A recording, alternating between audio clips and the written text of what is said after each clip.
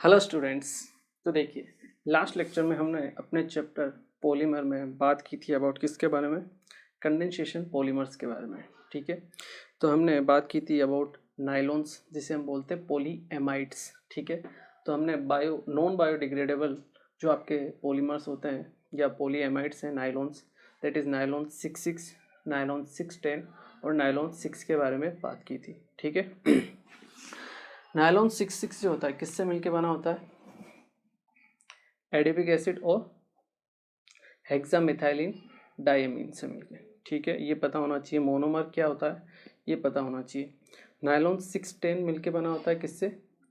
Hexamethylene diamine and सिबेसिक acid से। ठीक है, और नायलॉन 6 का जो मोनोमर होता है वो क्या होता है? कैप्रोलेक्टम। ठीक है, जिसे हम क्या बोलते हैं? साइक्लिक एमाइड बोलते हैं। 7 मेंबर रिंग होती है जिसमें 6 कार्बन होते हैं और एक क्या होता है आपका?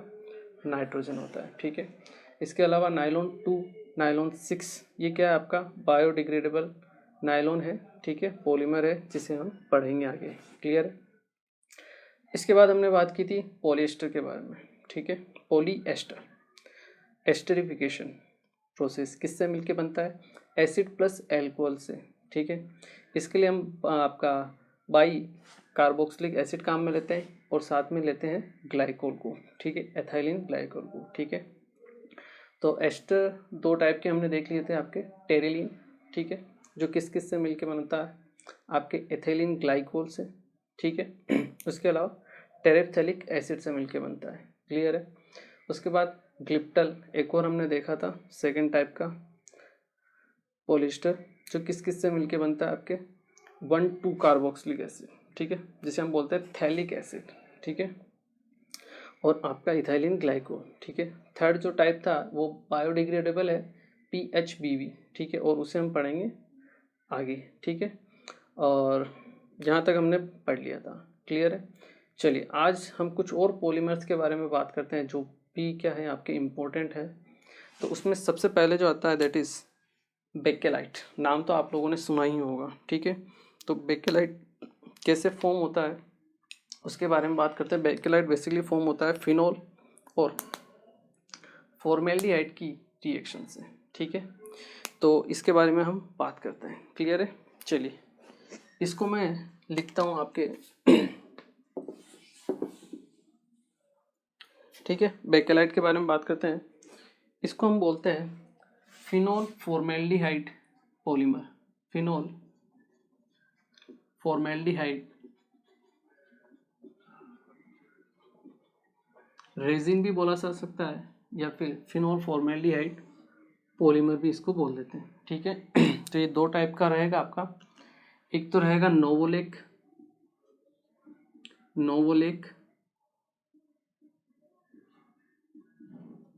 और एक रहेगा आपके पास bakelite. Novolac and bakelite. Clear? तो जो आपका लीनियर पॉलीमर होता है उसे हम क्या बोलते हैं? नोवोलेक बोलते हैं। ठीक है, लीनियर पॉलीमर, लीनियर पॉलीमर।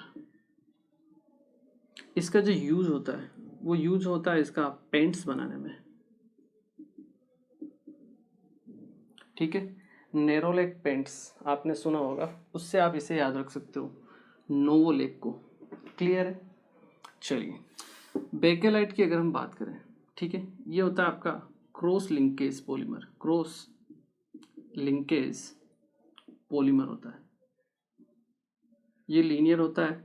इसमें क्या डेवलप हो जाते हैं? बेकेलाइट में क्रॉस लिंक डेवलप हो जाते हैं। इसी वजह से ये जो आपका बेकेलाइट होता है बहुत ही हार्ड हो जाता है। ठीक है, इसके बहुत अच्छे और इम्पोर्टेंट यूज होते हैं। जैसे एक तो ये अच्छा इंसुलेटर होता है।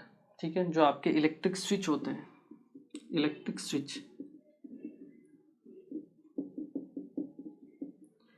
स्विचेस बनाने में इसका यूज होता है। ठीक है, ये थर्मोसेटिंग होता है। थर्मोसेटिंग प्लास्टिक इसको बोला जाता है, या पॉलीमर। थर्मोसेटिंग मतलब जो हीट से क्या हो जाता है? सेट हो जाता है। मतलब इसको गर्म कर दिया हमने, एक बार ये सेट हो चुका है, ठीक है। अब उसको आप दोबारा ठंडा करोगे तो दोबारा अपनी ओरिजिनल पोजीशन पर नहीं आता है, ठीक है।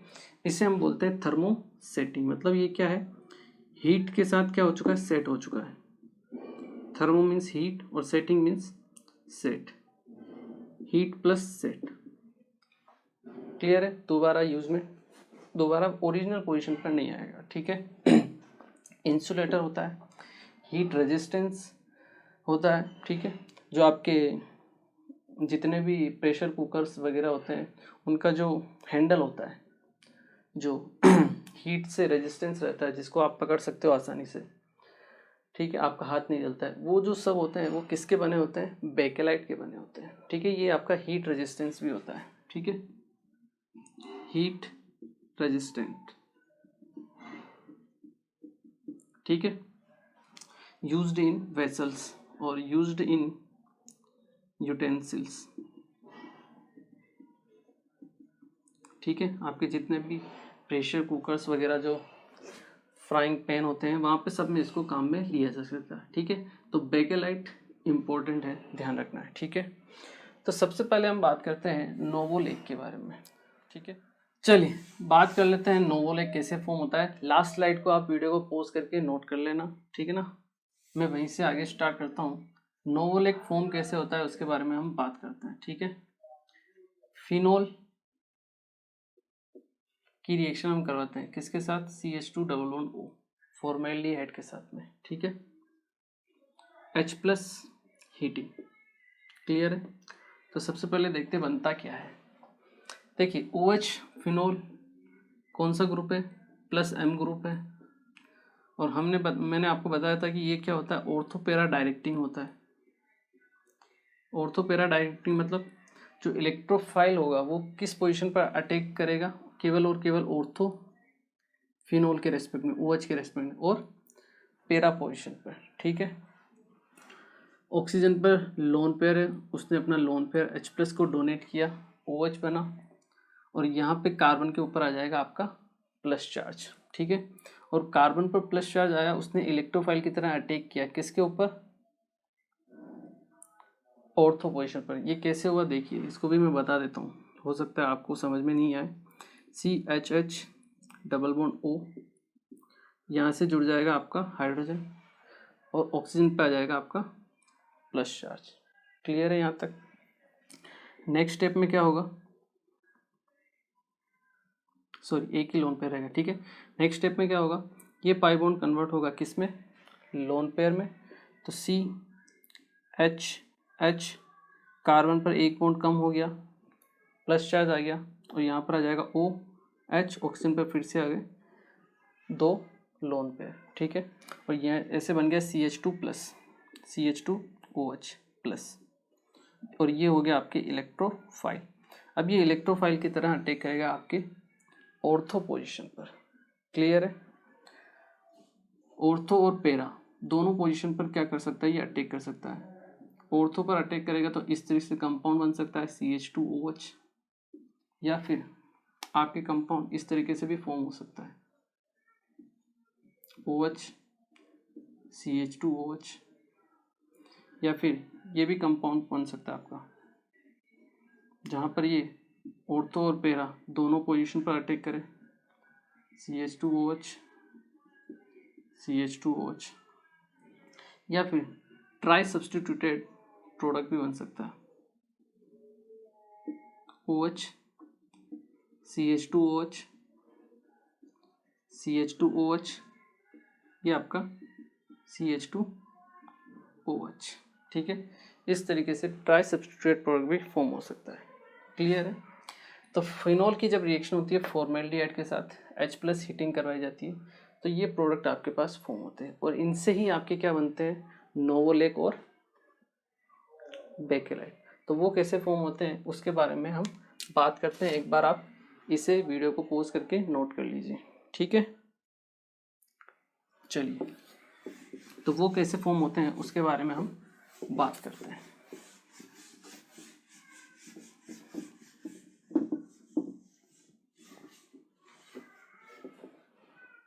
चलिए, तो ये आपके सामने मैंने पहले ही बना दिया है, ठीक है। मैं आपको एक बार इसको एक्सप्लेन कर देता हूँ, ठीक है। तो देखिए CH2OH फिनोल है, इसकी ऑर्थो पोजीशन पर क्या लगा हुआ है, CH2OH लगा हुआ है, ठीक है। इसकी रिएक्शन हमने करवाई किसके साथ, फिनोल के साथ में, ठीक है, CH2OH के साथ में H+ और हीटिंग करवाई। और H+ जैसे करवाएंगे हम, यहाँ से ऑक्सीजन का क्या हो जाएगा, प्रोटोनेशन हो जाएगा और वाटर की फॉर्म में ये बाहर निकल जाएगा और कार्बन पर आ जाएगा प्लस चार्ज। और इलेक्ट्रोफाइल की तरह ये कहाँ पर अटैक कर देगा, फिनोल की ऑर्थो पोजीशन पर। तो यहाँ से आपका CH2 ने अटैक किया फिनोल की ऑर्थो पोजीशन पर, क्लियर है, ठीक है। सेम इसी तरीके से ये चेन आगे बढ़ेगी, यहाँ पर CH2 ग्रुप आएगा, वो प्लस चार्ज वो किसी दूसरे फिनोल पे क्या करेगा, अटैक करेगा उसकी ऑर्थो पोजीशन पर। और इस तरह से ये आपकी जो चेन है वो कंटिन्यूसली चलती रहेगी एक ही डायरेक्शन में। इसे हम बोलते हैं लीनियर पॉलीमर या फिर नोवोलेक, क्लियर है। अब अगर हमें बेकेलाइट फॉर्म करना है तो हम लेते हैं ट्राई सब्सटीट्यूटेड यूनिट, हम काम में लेते हैं, उसकी रिएक्शन हम करवाते हैं फिनोल के साथ में, एसिडिक मीडियम में हीटिंग के साथ। तो क्या होगा सेम इसी तरीके से आपकी रिएक्शन होगी लीनियर वाली, यहाँ पर CH2, यहाँ पर CH2OH जो आगे कनेक्ट होगा, यहाँ पर CH2OH रहेगा जो प्रोटोनेट होके CH2+ बनेगा, वो ऑर्थो आपके फिनोल की पैरा पोजीशन पर अटैक करेगा। ये आपकी फिनोल के रेस्पेक्ट में ऑर्थो पोजीशन है दोनों, और ये आपकी पैरा पोजीशन है, ठीक है। तो ऑर्थो से फिर से ये कनेक्ट होगा, ये ऑर्थो पोजीशन पर कनेक्ट होगा, और इस तरीके से एक चेन आपकी कंटिन्यूसली चलती रहेगी। और ये CH2 ग्रुप ऊपर वाला इसकी पैरा पोजीशन पर, ये CH2 इसकी पैरा पोजीशन पर क्या हो जाएगा, अटैच हो जाएगा। और इस तरीके से आपकी ये जो स्ट्रक्चर है ये आपका 3D स्ट्रक्चर हो जाएगा, 3D में मॉलिक्यूल फॉर्म हो जाएगा। और ये क्या है, ये सब है क्रॉस लिंकेज, इनको क्या बोलते हैं हम, क्रॉस लिंक, ठीक है। और इसी कंपाउंड को बोला जाता है आपका बेकेलाइट, क्लियर है। चलिए इसके यूजेस मैंने आपको लिखा ही दिए, ठीक है। आपके जितने भी यूटेंसिल्स वगैरह हैं उनके हैंडल्स वगैरह बनाने में, आपके इलेक्ट्रिक अप्लायंसेस बनाने में, ठीक है, स्विच बोर्ड बनाने में इसका यूज़ किया जाता है। थर्मोसेटिंग प्लास्टिक होता है ये, क्लियर है। चलिए इसको नोट कर लीजिए, फिर दूसरा जो पॉलीमर है उसके बारे में हम बात करते हैं। एक बार आप इसको नोट कर लीजिए वीडियो को पॉज करके। चलिए तो आपके phenol formaldehyde resin that is novolac और बेकेलाइट के अलावा जो दूसरे पॉलीमर्स हैं जो इम्पोर्टेंट है that is second one urea formaldehyde resin या यूरिया फॉर्मेल्डिहाइड पॉलीमर, ठीक है। इसके बारे में बात करते हैं। तो पहले क्या था आपके पास, फिनोल फॉर्मेल्डिहाइड था, तो फिनोल की रिएक्शन हुई किसके साथ, फॉर्मेल्डिहाइड के साथ। अभी क्या है आपके पास, यूरिया फॉर्मेल्डिहाइड, ठीक है। तो यूरिया की रिएक्शन किससे होगी, फॉर्मेल्डिहाइड से। इस तरीके से आपको याद रख लेना है। यूरिया का फॉर्मूला क्या होता है, NH2 C double bond O NH2, clear है। इसकी रिएक्शन आपने करा है formaldehyde CH2 double bond O, oxygen पर पार्शियल नेगेटिव, कार्बन पर पार्शियल पॉजिटिव, यहाँ पर अटैक होगा। तो जब आपका कंपाउंड फॉर्म होगा, ठीक है, किस तरह से बनेगा, NH C double bond O NH CH2, इस तरह से होल, क्लियर है। इस तरह से आपका कंपाउंड फॉर्म हो जाएगा, क्लियर है। हीटिंग करेंगे हम, इससे क्या होगा, वाटर मॉलिक्यूल आपका बाहर निकल जाएगा, ठीक है। NH2 यहाँ से H निकलेगा, तो NH C double bond O NH, यहाँ से आपका CH2, यहाँ से OH बाहर निकलेगा, ठीक है। वहाँ से OH, यहाँ से H माइनस H2 हीटिंग करने पर, ठीक है। तो ये जो कंपाउंड होगा उसे हम बोलेंगे आपका यूरिया फॉर्मेल्डिहाइड रेजिन, ठीक है। क्रोकरीज वगैरह बनाने में इसका यूज आता है, ठीक है। इसमें एक और इम्पोर्टेंट चीज़ है जिसे बोलते हैं मेलेमाइन, ठीक है। क्या बोलते हैं, मेलेमाइन। ये होता है आपका cyclic trimer of urea. Cyclic trimer of urea, उसे हम क्या बोलते हैं? आपका मेलेमाइन। ठीक है, तो थर्ड टाइप का रेजिन होगा, वो होगा मेलेमाइन फॉर्मेल्डिहाइड रेजिन। कौन सा होगा? Melamine formaldehyde resin. तो हम देख लेते हैं पहले कि मेलेमाइन कैसे फॉर्म होता है। ठीक है, मेलेमाइन कैसे फॉर्म होता है? साइक्लिक ट्राइमर है किसका? यूरिया का। तो C double bond O NH2 ठीक है, इसको ऐसे लेते हैं C double bond O NH2 ठीक है, या फिर एक second, C double bond O NH2 C आपका डबल बॉन्ड O NH2 यहाँ से हो जाएगा C double bond O NH2 ठीक है। तो यहाँ से आप क्या कीजिए, वाटर मॉलिक्यूल को रिमूव कर लीजिए, हीटिंग वाटर मॉलिक्यूल को आप बाहर निकाल लीजिए सब में से, यहाँ से और यहाँ से। ठीक है, तो क्या बन जाएगा आपके पास? ट्राइमर फॉर्म हो जाएगा, carbon NH double bond C NH, यहाँ कार्बन, यहाँ आएगा आपके पास NH और यहाँ पे आएगा कार्बन, यहाँ पे आएगा डबल बॉन्ड NH। तो डबल सिंगल अल्टरनेट पोजीशन पर क्या आ जाएगा आपके पास? डबल बॉन्ड आ जाएगा। ठीक है,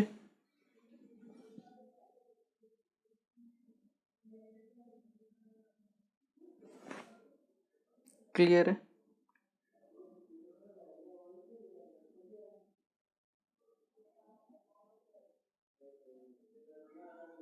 ठीक है, लास्ट में हम क्या देखेंगे, यहाँ पर NH2 ये तो बना ही हुआ है, इस कार्बन पर भी NH2 आ जाएगा आपके पास और यहाँ पर भी आ जाएगा आपका NH2। ठीक है, NH इस तरीके से, क्लियर है? तो साइक्लिक ट्राइमर है ये, इसे हम क्या बोलेंगे? आपका मेलेमाइन या फिर साइक्लिक ट्राइमर ऑफ यूरिया। ठीक है, ये इंपॉर्टेंट स्ट्रक्चर है, आपको ध्यान होना चाहिए। ठीक है, चलिए, तो याद रखने की जरूरत नहीं है, यूरिया का फॉर्मूला देखिए और उसमें से आप वाटर मॉलिक्यूल को रिमूव कर दीजिए, -3H2 साइक्लिक फॉर्म में, तो क्या बन जाएगा आपके पास? मेलेमाइन। तो इसे नोट कीजिए। फिर हम पढ़ते हैं आपका थर्ड टाइप का रेजिन या polymer, that is melamine formaldehyde resin. Clear है? चलिए एक बार आप इसे नोट कीजिए। चलिए,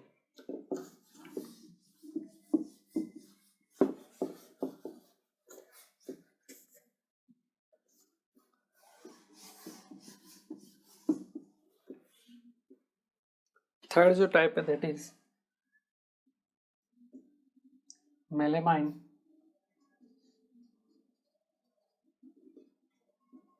फॉर्मेल्डिहाइड रेजिन। ठीक है, इसके बारे में हम बात करते हैं। क्लियर है?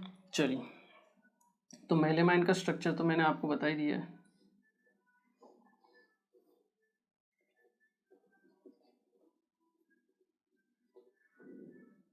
मतलब एक कार्बन, उससे जुड़ा होगा आपका NH2। ठीक है, ये कार्बन उससे भी जुड़ा होगा आपका NH2, एक कार्बन यहाँ पे जिससे भी जुड़ा होगा आपका NH2 और एक क्या होगा आपके पास? डबल बॉन्ड होगा।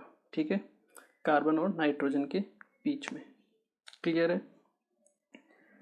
चलिए, कार्बन और नाइट्रोजन के बीच में, तो नाइट्रोजन। ठीक है, double single double, alternate position पर डबल होगा, ठीक है। ये हो गया आपका मेलामाइन। इसकी रिएक्शन हमने करा दी CH2 double bond O formaldehyde के साथ H प्लस हीटिंग, ठीक है। तो क्या बन जाएगा आपके पास,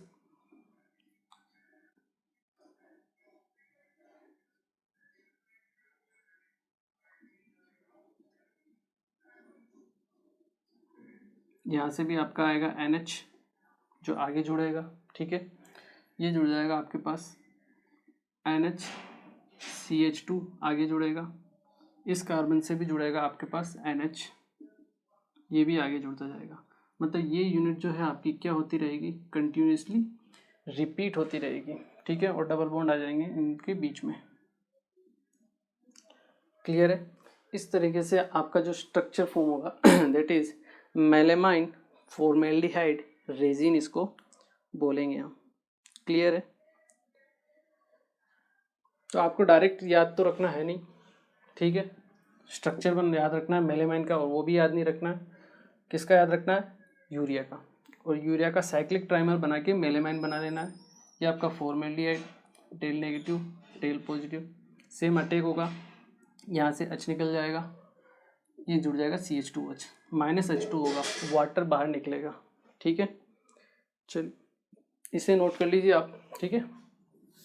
तो पॉलीमराइजेशन जब होगा तो आपके पास ये स्ट्रक्चर बन जाएगा, क्लियर है। चलिए इसे नोट कीजिए, फिर हम बात करते हैं आपकी बायोडिग्रेडेबल पॉलीमर्स के बारे में, क्लियर है। चलिए इसे नोट कीजिएगा, ओके। तो स्टार्ट करते हैं next topic that is biodegradable जो भी पॉलीमर्स हैं आपके, ठीक है।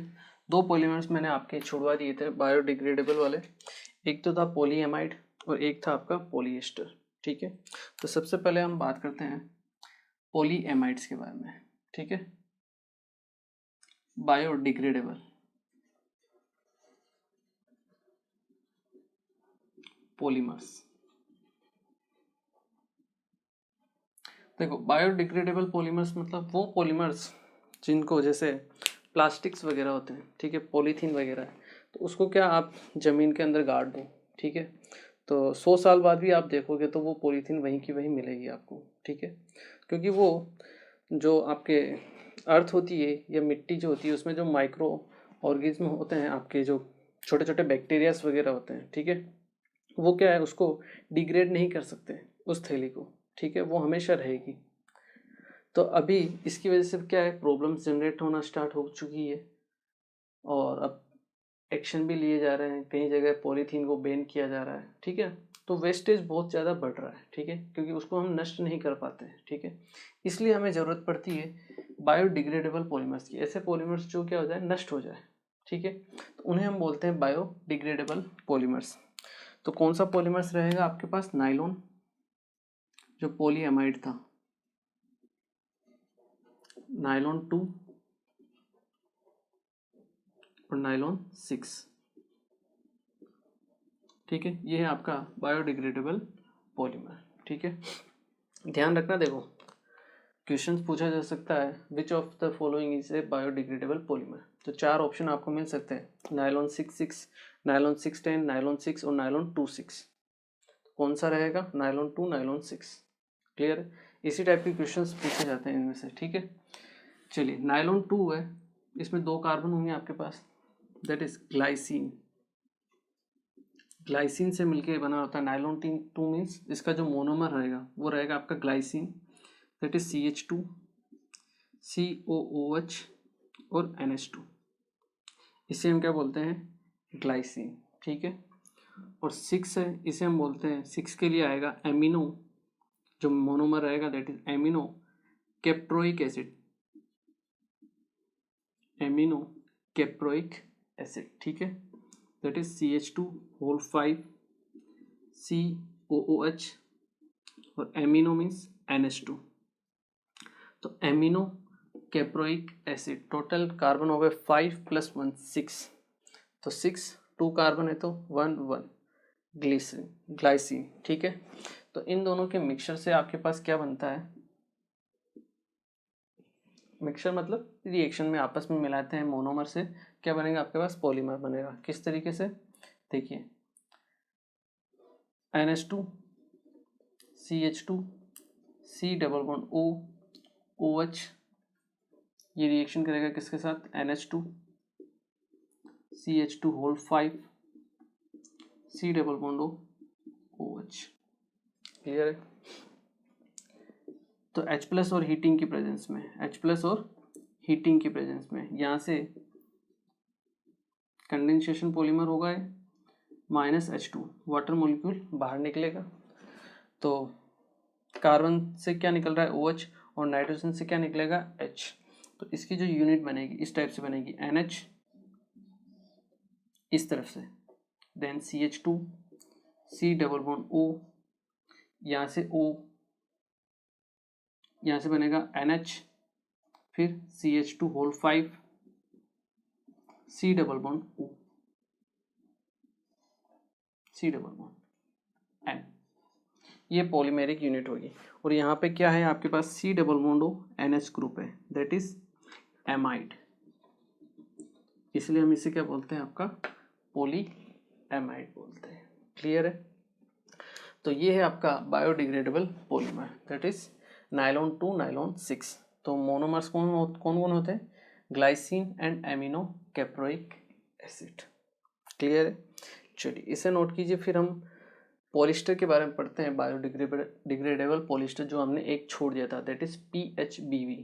ठीक है, उसके बारे में पढ़ते हैं, एक बार आप इसे नोट कीजिए।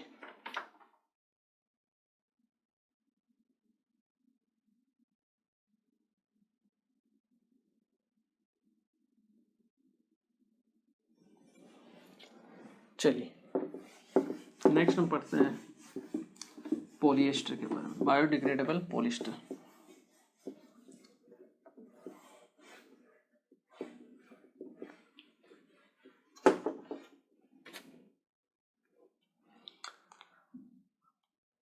ठीक है, तो बायोडिग्रेडेबल आपका पॉलीमर में आ जाएगा पॉलिएस्टर, कौन सा वाला, PHBV। ठीक है, PHBV के लिए,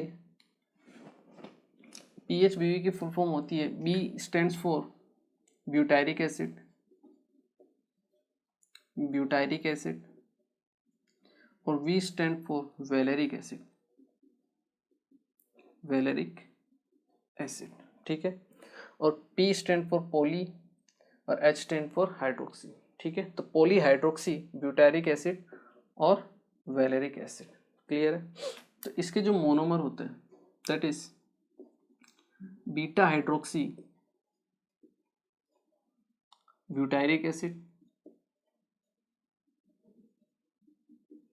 और दूसरा जो मोनोमर होता है that is beta hydroxy valeric acid. Clear है। अभी हम स्ट्रक्चर के बारे में बात करेंगे। ठीक है, तो वो इस H प्लस हीटिंग क्या होगा, वाटर मॉलिक्यूल बाहर निकलेगा आपका, और इससे बनेगा आपके पास beta hydroxy butyrate and beta hydroxy valerate. Clear है।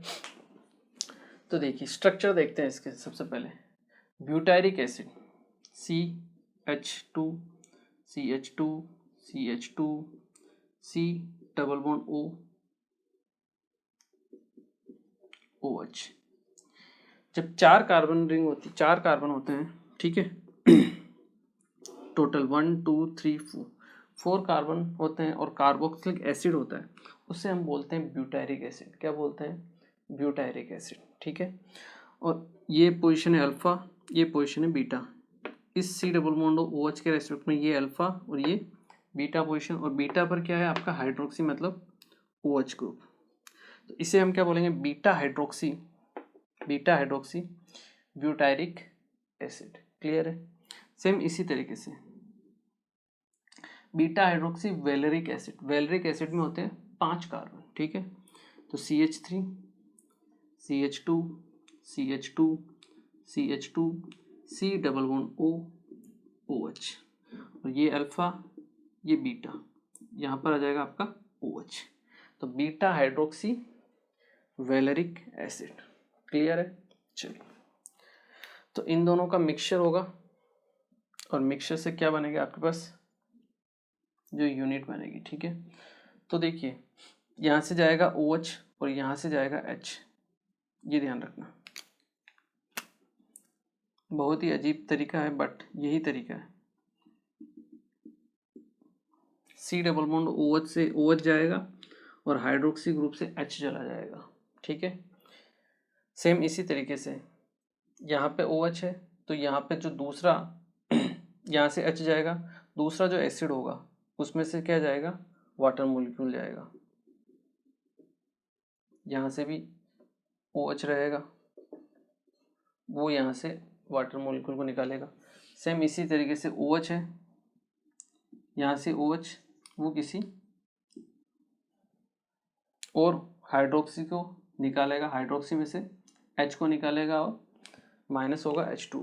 ठीक है, तो बात ऐसी है कि जो यूनिट बनेगी आपकी कैसे बनेगी, यहाँ से अगर हम स्टार्ट करें तो C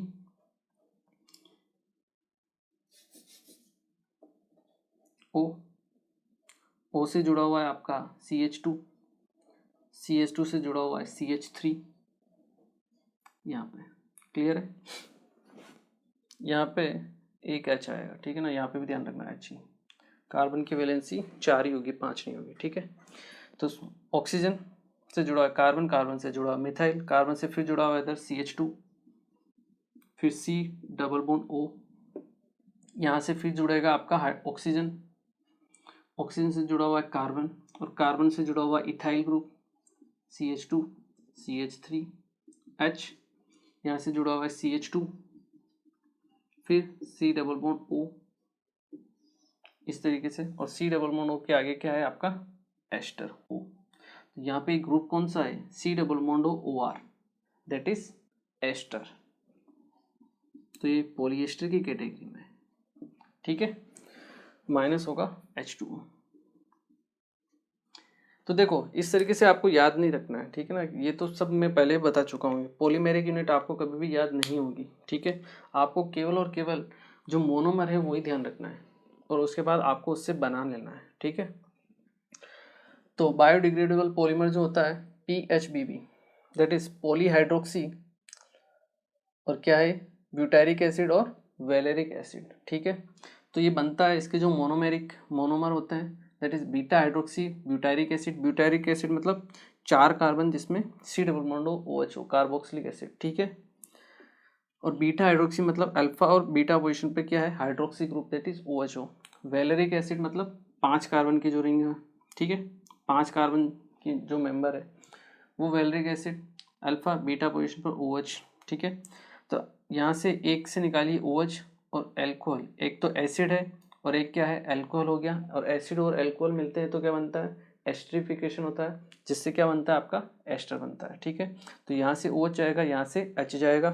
ठीक है, सेम इसी तरीके से यहाँ से OH H जाएगा, कोई दूसरा ऐसा ग्रुप होगा C डबल बॉन्ड OH, उसमें से क्या जाएगा आपका OH जाएगा।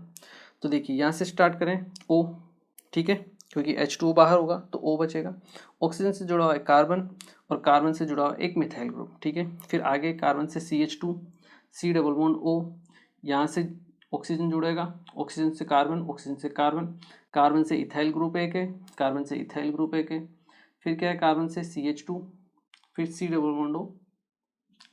ठीक है, तो इस तरीके से आपकी क्या होगी यूनिट कंटिन्यू होती जाएगी और पॉलीमर फॉर्म होता जाएगा। क्लियर है?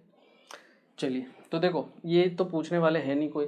ठीक है, पूछेगा तो क्या पूछेगा कि भाई जो बायोडिग्रेडेबल पॉलीमर है वो कौन सा है, या तो आपको डायरेक्ट नाम पूछ लेगा, नाम पता होना चाहिए। ठीक है, क्योंकि हमने 3 टाइप के पॉलिस्टर देखे थे, उसमें से कौन सा बायोडिग्रेडेबल पॉलिस्टर है वो पता होना चाहिए। ठीक है, उसके बाद पूछा जा सकता है कि इसके मोनोमर कौन से होते हैं, तो मोनोमर के बारे में पूछ सकता है। ठीक है, या पूछ सकता है कि इसमें एस्टर बनता है या एमाइड बनता है, एस्टर बनता है। ये टाइप ऐसे क्वेश्चन ही इससे पूछे जाते हैं। ऐसा कोई यूनिट का आपको पूछा नहीं जाएगा कि कौन सा PHBB का फॉर्मूला है पॉलीमर का, ऐसा पूछने के चांसेस नहीं होते हैं। ठीक है, चलिए क्योंकि बिल्कुल इजी क्वेश्चन ही आते हैं इस चैप्टर में से। आप सोचोगे कि टफ है, टफ नहीं है, हाँ बहुत इजी क्वेश्चन आते हैं। मोनोमेर यूनिट आपको पता होने चाहिए, थोड़ा सा आपको ध्यान रखा के पढ़ना है उसको। क्लियर है? चलिए इसे आप एक बार नोट कीजिए। ओके चलिए, तो आज के लेक्चर में हमने किसके बारे में बात की? आज के लेक्चर में हमने बात की फिनोल फॉर्मेल्डिहाइड रेजिन्स के बारे में, ठीक है, जो है आपका बेकेलाइट, ठीक है, जो आपका लीनियर पॉलीमर है दैट इज नोवोलक, और आपका मल्टीपल चेन वाला जो है जो 3D में है, ठीक, वो क्या है आपका बेकेलाइट है। इंपॉर्टेंट है, आपको ध्यान रखना है, ठीक है। बेकेलाइट किस किस से फॉर्म होता है ये आपको ध्यान रखना है कि फिनोल और फॉर्मेल्डिहाइड से बनता है। कभी कभी ऐसे क्वेश्चन भी पूछ ले जाते हैं, ठीक है। थर्मोसेटिंग प्लास्टिक होता है ये, क्लियर है। और इलेक्ट्रिक अप्लायंस में, स्विच बोर्ड में, इनमें काम में आता है, ये हमने देखा। उसके बाद हमने यूरिया फॉर्मेल्डिहाइड रेजिन देखा, पॉलीमर, ठीक है। उसके बाद हमने देखा ट्राइमर ऑफ यूरिया, ठीक है, जिसे हम बोलते हैं मेलेमाइन। तो मेलेमाइन फॉर्मेल्डिहाइड रेजिन, इसके बारे में हमने देखा। उसके बाद हमने बात की बायोडिग्रेडेबल पॉलीमर्स के बारे में, ठीक है। तो थोड़ा सा आपको ध्यान रखना है कि कौन सा बायोडिग्रेडेबल है, कौन सा बायोडिग्रेडेबल नहीं है, उससे रिलेटेड क्वेश्चंस आपको पूछे जा सकते हैं, ठीक है। तो एक बार लिख के आप क्लासीफाई करके आराम से देखना, पढ़ना उसको, ठीक है। तो बायोडिग्रेडेबल पॉलीमर्स में हमने बात की पॉलिस्टर और एक पॉलीएमाइड के बारे में। एमाइड क्या था आपका? नायलॉन 2, नायलॉन 6, ठीक है। और पॉलिस्टर कौन सा था आपका? PHBV, पॉलीहाइड्रोक्सी ब्यूटारिक एसिड और वैलेरिक एसिड, क्लियर है। चलिए, तो अपना चैप्टर जो है लगभग कंप्लीट ही है, और नेक्स्ट क्लास में इसका थोड़ा बहुत पोर्शन बचा हुआ है क्लासिफिकेशन का। वैसे तो हमने देख ही लिया है पूरा चैप्टर में, पर फिर भी थोड़ा बहुत जो भी बाकी है क्लासिफिकेशन, उसके बारे में हम बात करेंगे, ठीक है। तो मिलते हैं फिर next lecture. Thank you very much.